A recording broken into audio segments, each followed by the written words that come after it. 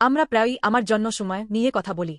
একটি কঠিন দিনের পর আমরা একটি শান্ত ক্যাফেতে একা কফি খেয়ে বা আমাদের প্রিয় সঙ্গীত শুনতে শুনতে একটি নেটফ্লিক্স শো দেখে শক্তি ফিরে পাওয়ার চেষ্টা করি। আমরা নিজেদেরকে সান্ত্বনা দেওয়ার চেষ্টা করি, এটিকে নিজের জন্য একটি উপহার বলে। কিন্তু এই সময় কি সত্যিই আরামদায়ক? আমরা সংক্ষিপ্তভাবে পুনরায় উজ্জীবিত বোধ করতে পারি, কেবল আবার সেই একই প্রাণহীন বাস্তবতার দ্বারা হতাশ হতে পারি। আজকের অংশটি আমাদের দেখায় যে সত্যিকারের সান্ত্বনা এবং বিশ্রাম কি। প্রতিমা পূজার বিরুদ্ধে লড়াই করার পর এলিও এতটাই ক্লান্ত এবং হতাশ ছিলেন যে তিনি হাল ছেড়ে দিতে এবং মারা যেতে চেয়েছিলেন। সেই মুহূর্তে ঈশ্বর তাকে খুঁজে বের করার জন্য একজন স্বর্গদূতকে পাঠালেন এবং তাকে গরম কালার উপর শেখা একটি রুটি এবং এক কলসি জল দিলেন। ১ রাজাবলি ১৯:৫ আগস্ট। স্বর্গদূত বললেন, ওঠো এবং খাও, কারণ তোমার জন্য পথ অনেক দীর্ঘ। এটি একটি মহান অলৌকিক ঘটনা বা একটি দর্শনীয় ধর্মোপদেশ ছিল না। এটি ছিল কেবল একটি গরম খাবার এবং কিছু জল, সবচেয়ে মৌলিক চাহিদা।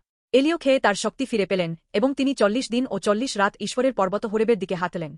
ঈশ্বর তাকে ত্যাগ করেননি, তিনি সবচেয়ে সাধারণ দৈনন্দিন উপায়ে তার যত্ন নিচ্ছিলেন।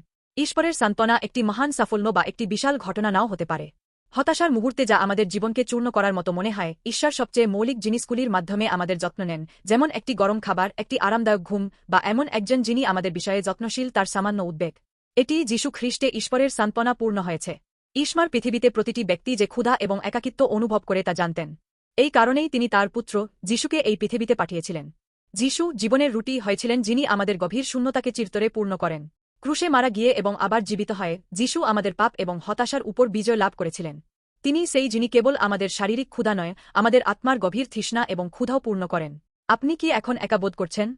আপনি কি ক্লান্ত এই ভেবে যে কেউ আপনাকে বোঝে না? এমন একজন ঈশ্বর আছেন যিনি আমাদের ত্যাগ করেন না, যিনি সবচেয়ে মৌলিক জিনিস দিয়ে আমাদের শরীর এবং মনের যত্ন নেন। এবং যীশু খ্রিস্টের মাধ্যমে সেই একই ঈশ্বর আপনাকে সত্যিকারের সান্ত্বনা দেন যা আপনার আত্মাকে চিরতরে সন্তুষ্ট করে। ঈশ্বর আজ আপনার ক্লান্ত জীবনকে একটি গরম খাবারের মতো সান্ত্বনা দিতে চান। আমি আশা করি আপনি যীশু খ্রিস্টে সত্যিকারের বিশ্রাম এবং জীবন্ত জলের অভিজ্ঞতা লাভ করবেন, যার জন্য আপনি আর কখনও তৃষ্ণার্ত হবেন না। যখন আমরা যীশুতে বিশ্বাস করি, যিনি আমাদের জন্য মারা গিয়েছিলেন এবং আবার জীবিত হয়েছিলেন, তখন আমরা অবশেষে সত্যিকারের বিশ্রাম এবং সান্ত্বনা এবং একা নয়, বরং একসাথে জীবনযাপন করার শক্তি লাভ করব।